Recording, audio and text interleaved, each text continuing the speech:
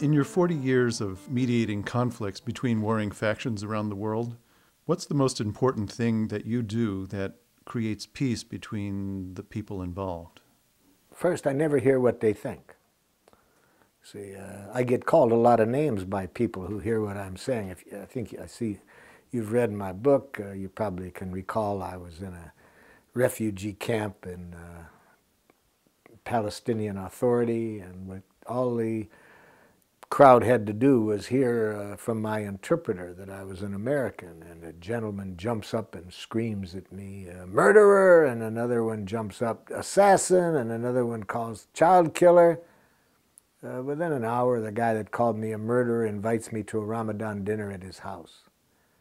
I didn't hear what he thought of me. I connected to what he was feeling, what he was needing. As I walked into that refugee camp, there were hundreds of tear gas grenades all over the lawn, shot in the night before when they had a riot there. And on the side of each of the grenades was written, "Made in USA." So when this guy calls me murderer, hearing that I'm an American, I tried to hear, what is the guy feeling? And I said, "Sir, are you furious?" And then I tried to hear his needs. "Are you needing a different kind of support from my country than you're getting?" And he looks at me in a kind of a stunned way. Apparently that's not the way people respond to him usually when he screams at them. He said, "You're damn right. We don't have sewage. We don't have housing.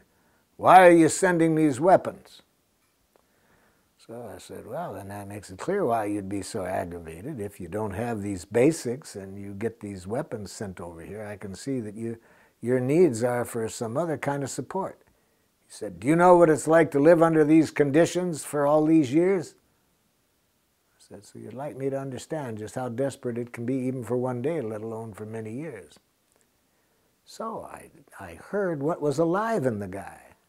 Not what he thought I was, a murderer. I didn't say, "I ain't killed anybody."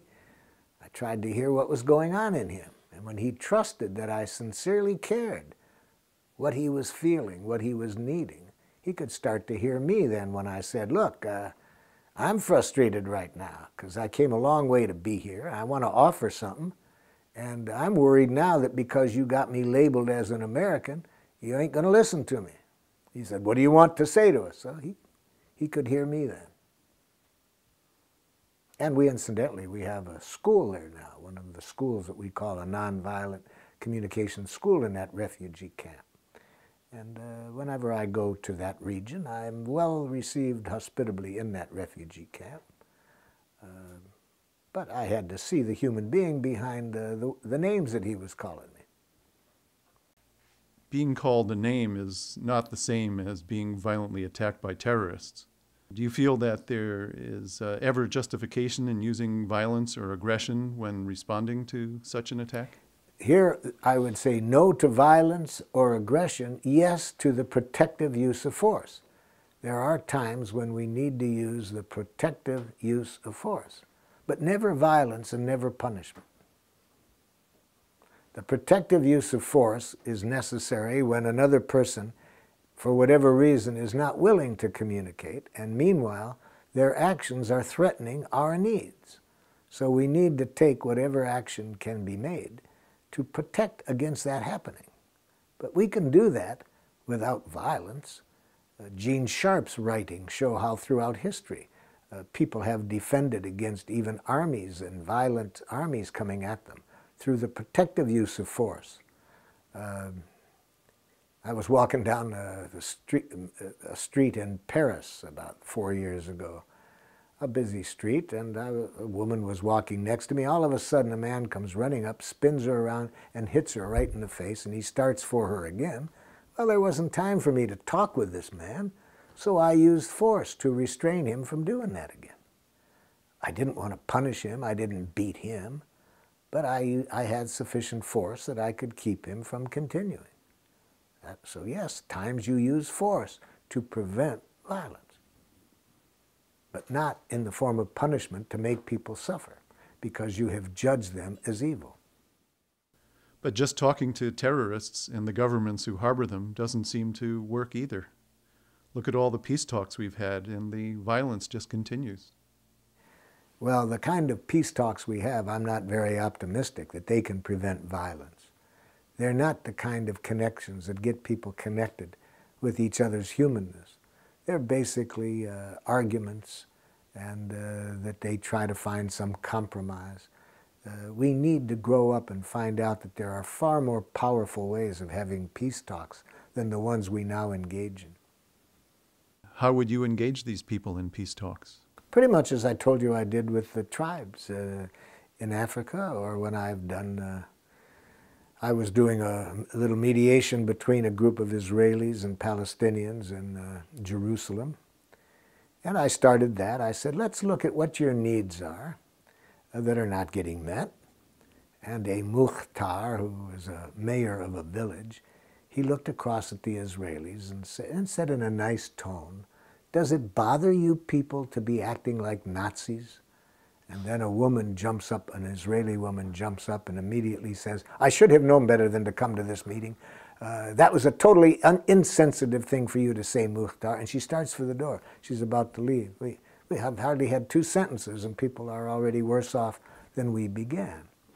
So my role there was to help each connect at the need level. So I said to the Mukhtar, and I knew what he was reacting to. He was reacting to a law that enabled the people to be put in prison for 6 months on suspicion. He was reacting to that.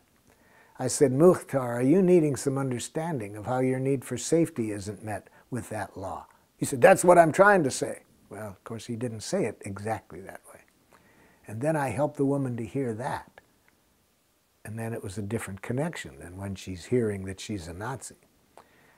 And so that's what I do in those cases. I help people speak a language of life, which is closer to the truth, just what everybody needs, and stay away from these enemy images that can easily sound like blame, criticism, attack.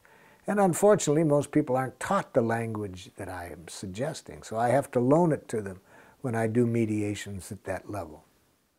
Considering the amount of violence in the news, what do you say to those who describe your ideas as naive or utopian? I see a different world than the people probably do on the television and in the news. For example, I see the violence. I work in the places with the violence. But what they don't see are the people that I work with who have a different worldview. They have a different consciousness. And these people are spreading their consciousness rapidly. So these people are what give me the hope that they're not hard to find in every country. For example, Father Chris Rajendran, a priest in Sri Lanka. He's doing incredible things there, using our training to get the both sides that have been at war to do reconciliation work. He has an orphanage of kids that have been orphaned by the war from both sides, and he's showing these kids now how to relate to each other in a different way. So in many countries now, I'm working in about 35 countries, and I see that kind of person every day in my work. So I see a different world than the people see on the television.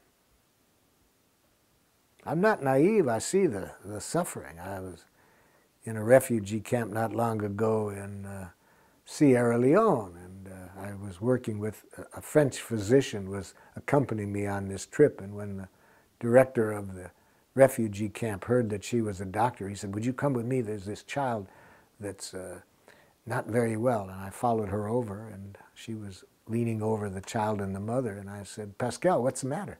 She said, the baby's dying of starvation. I said, why? She said, the mother's dying of starvation. And I turned to the refugee camp leader and I said, why is this woman starving? He said, well, why is this child starving? He said, we lose 7 a day. You see. So I've seen this. I'm not naive. I know what's going on.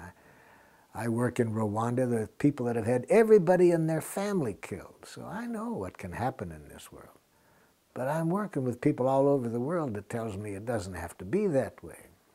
There's people who have survived all of that and never lost a consciousness that that isn't what our nature is. There's nothing we human beings like more than to contribute to one another's well-being.